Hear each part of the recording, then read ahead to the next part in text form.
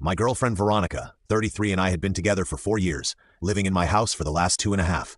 She'd made pasta, opened wine, set the table nice. I thought maybe she got a promotion or something. Instead, she put her hand on the table, sporting a diamond ring I'd never seen before. "I have something to tell you," she said, smiling. Actually smiling. "I'm engaged to Bradley. We've been seeing each other for months, and he proposed yesterday." I put down my fork, stared at her, at the ring, back at her. "You're engaged to someone else while living in my house. Yes, isn't it exciting? I wanted you to be the first to know." The audacity was so stunning, I actually laughed. "Veronica, are you having a mental breakdown?" "What? No, I'm in love. Bradley's amazing. He's everything I've wanted. And you're telling me this? Why exactly?" She looked confused. "Because we live together. Obviously, things will change now, but I figured we could work out a transition plan. Maybe I could stay another month or two while Brad and I find a place." I stood up, walked to the cabinet, poured myself a scotch, took a sip, then turned back to her. "Congratulations to you both." "Really?" "Oh, thank you. I was worried you'd be upset." "Veronica, pack your things." "What? Pack your things? You have 2 hours." Her face changed. "You can't be serious." "I live here." "No, you lived here. Past tense. You just announced you're engaged to another man. We're done.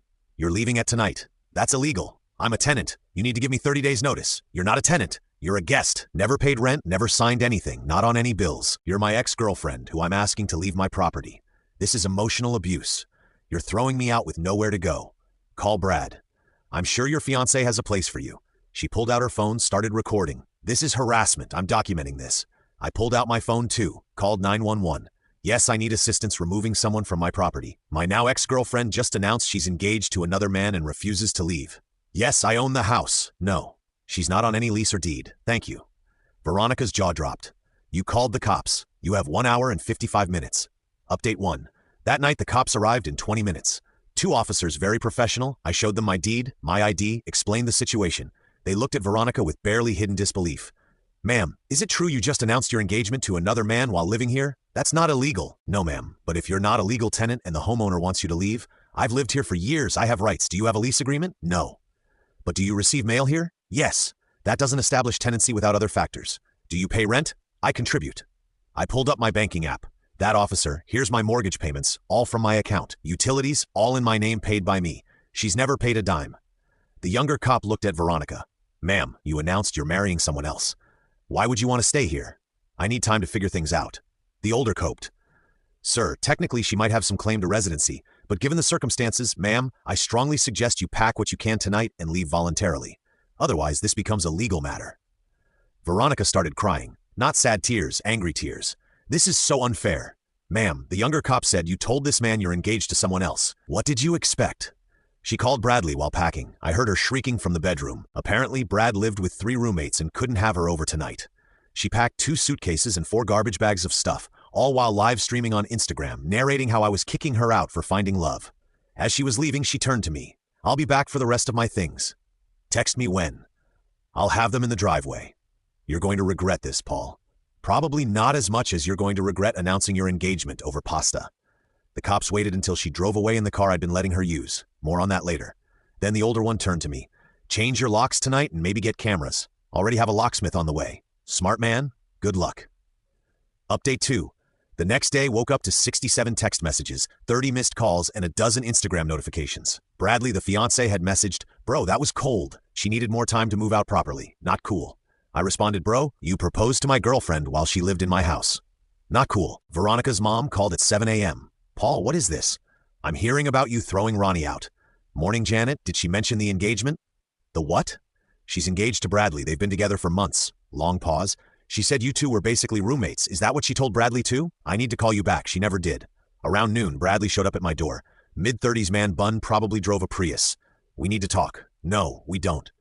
"You traumatized Veronica. Your fiancé announced your engagement to me over dinner in my house that she was living in. Rentree. She said you knew about us. I actually laughed. She told you I knew she was cheating." "It wasn't cheating. You two were basically broken up. First I'm hearing about it. Look, she needs to get her furniture. And her furniture, the bedroom set, the living room stuff, all bought by me. I have receipts. She owns some clothes, makeup, and a laptop that's 3 years old. She decorated this place with my money." Bradley's face was getting red. "She's staying with her sister now. Do you know how humiliating this is for her? For her? She announced she was marrying another man while living with me. You could have given her time to do what? Plan your wedding from my guest room. We're getting her stuff. All of it. Try it. Please make my day." He stormed off. I installed 3 more cameras. Update 3, Day 3. Veronica tried the nuclear option, posted on social media that I was an abusive ex who threw her out for falling in love with someone who actually cared about her. Said I'd been controlling, manipulative, that she'd been trying to leave for months, but I wouldn't let her. Problem was, I had receipts. Literal receipts. I posted one response. Interesting narrative. Here's the facts. She announced engagement to another man while living rent-free in my house. Never paid a bill. Also, here's last week's texts where she said she loved me. Screenshot after screenshot. Her asking me for money for her student loans 2 weeks ago. Her I love you text from 4 days before the announcement. Her using my credit card for a spa day with Brad. I now realize last month her friends started commenting. Wait, you were engaged while living there? Girl, you said you two were separated. This is messy AF. Then came the voicemail from her sister Melissa. Paul, I'm sorry about Ronnie. I didn't know she was still living with you. She's been bringing Brad around for months saying you two were done. Mom's pissed. Can you just put her stuff outside so I can pick it up? Already packed. Come by whenever. But here's where it gets good. Remember the car I mentioned? If you're loving this wild tale of karma and drama, hit that like button and subscribe for more heart-pounding stories straight from real life. Your support means the world. Update 4. The car situation. The car Veronica drove was mine. Fully paid off in my name. I just let her use it, but she'd apparently been telling Brad it was hers. Day 4, I reported it stolen. She called from the police station. They'd pulled her over and found the car was reported stolen, since she couldn't prove ownership. Paul. What the hell? Oh, hey Veronica. How's engaged life? You reported the car stolen? Well, you don't live here anymore, and you took my car without permission. That's theft. You let me drive it when you were my girlfriend. You're Bradley's problem now. This is insane. I'm at the police station. I'll come get my car then. Brad can pick you up. He's at work. Uber exists, you're evil. I'm practical. You wanted to be engaged to someone else. Congratulations. You're his responsibility now. I picked up my car. She had to Uber to her sister's. Cost her $73 according to her angry text. I didn't respond. Update 5. The escalation Day 6. Bradley and 3 of his buddies showed up at my house at 9 p.m. Open up, we're getting Veronica's things. I called 911 again. 4 men are trying to break into my house. Bradley was pounding on the door. We know you're in there. I put the phone on speaker so dispatch could hear. Please leave my property. You're trespassing. She owns half this stuff. She owns nothing. I have receipts for everything. They tried to go around back. Motion lights and cameras caught everything. One of his friends actually tried to jimmy the sliding door. Cops arrived fast. 4 guys trying to break into a house gets priority. Bradley immediately played victim. This man stole my fiancé's belongings. We're just trying to get her things. I showed the cops the security footage. 4 men trying to break in. Arrest them, I said. Now wait. Bradley started. Attempted breaking and entering. Trespassing. I want to press charges. The friend who tried the sliding door got cuffed. Bradley and the other 2 got citations and trespass warnings. If they came back, immediate arrest. Bradley was screaming about lawyers and lawsuits as they put his friend in the patrol car. I looked him dead in the eye. Your fiancé lived here rent-free for 2.5 years while cheating with you. I could sue her for back rent. Want to play the legal game? I've got deeper pockets. Update 6. The family meeting, Day 10. Got a call from Janet, Veronica's mom. Paul, can we talk in person? We met at a coffee shop. Janet looked tired. I need to know the truth, all of it. I showed her everything. Bank statements showing I paid for everything. Texts from Veronica from just days before talking about our future. The dinner receipt from the night before she announced her engagement. She'd insisted on going to an expensive place. Now I knew why. She was celebrating with my money. Janet's face just got more and more grim. She told us you two had been separated for 6 months, that you were basically roommates, that she was scared to leave because you were unstable. I'm a project manager at an engineering firm. I own my house. I've never even raised my voice at her. I know. I know, she's always been like this. Her father and I, we enabled it. When she was younger, she dated 2 boys at once and convinced each the other was just a friend. We should have done something then. She's 33, Janet. I know. Bradley's been to family dinners for months. She said you were never available, always working. We thought you were the problem. I was working, paying for her lifestyle. Janet pushed an envelope across the table. This is $5,000. It's not much, but it's something for what she took from you. Janet, I can't. Please take it. Consider it an apology from her father and me. We raised this. We need to own some of it. I took the envelope. Thank you. Bradley's already having second thoughts, you know? Now that she's living with Melissa, asking him for money constantly, he's seeing what you dealt with. Not my problem anymore. No, it's not. I'm sorry, Paul. You deserve better. Update 7. The implosion week 3. Melissa, Veronica's sister, texted me. Can we talk? Without Ronnie knowing, we had a phone call. She's driving me insane. She won't get a job. Won't help around the house. Just sits on Instagram all day talking about her trauma and wedding planning. Bradley's only been over twice. She keeps asking him for money, and he's getting weird about it. Again, not my problem. I know, I just Ray. How did you do it for so long? I loved her or thought I did. Love makes you stupid. She's been telling people you two had an open relationship. What? Yeah, that you knew about Bradley the whole time and were fine with it until you got jealous. That's a new one. Paul, did she ever contribute anything? Anything at all? She made dinner sometimes with groceries I paid for. Christ, I'm giving her 30 days, then she's out. I can't do this. Good luck with that. 2 weeks later, Melissa called again. She won't leave. Says I can't kick her out. She's family. Sounds familiar. Bradley dumped her. I nearly spit out my coffee. What? Yeah. She kept demanding he pay for everything. Got mad when he suggested she get a job. Then she found out his marketing consultant job was actually part-time at his dad's company. He's been lying about having money. They're perfect for each other, honestly. Except neither actually has money. Karma's beautiful. She's saying she's going to sue you for emotional distress and illegal eviction. She can try. I have a great lawyer. Update 8. The legal threat week 5. I got served with papers. Not a real lawsuit, just a cease and desist from some ambulance chaser Veronica found, demanding I return her property and pay her $50,000 for emotional distress and illegal eviction. My lawyer left. Actually left.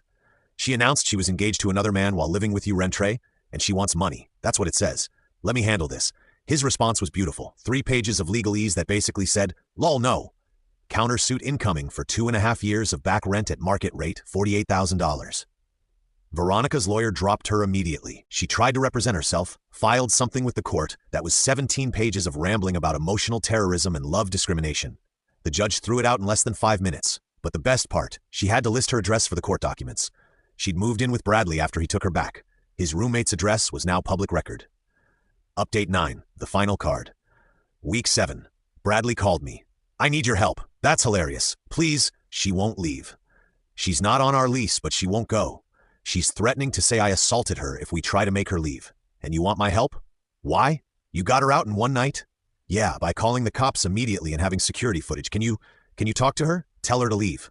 Brad, my man, you proposed to another man's girlfriend while she was living with him. You made this bet I didn't know. She said you two were done, and you believed her while she still lived with me. I'm an idiot. Yes, you are. Please, I'm begging you. Brad, here's free advice. Install cameras today. Document everything. When she threatens false accusations, record it, then call the cops yourself. First one to call usually wins. That's it.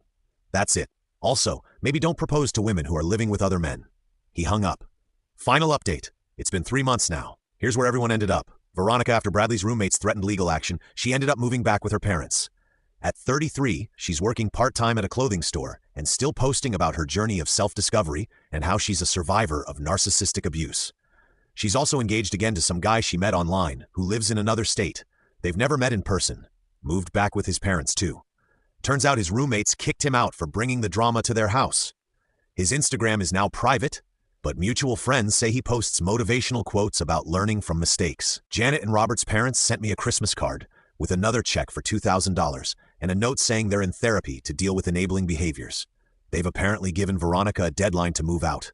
Melissa, we actually became friends. She texts me updates sometimes. She's in therapy too, realizing how much her family dynamics screwed up her own relationships. Me, I'm good. House is peaceful. Started dating someone new. Rebecca, she has her own house, own car, insists on splitting every check. It's weird how normal it feels to be with someone who contributes equally. The best part, I ran into one of Bradley's former roommates at a bar. He told me the full story of their last days.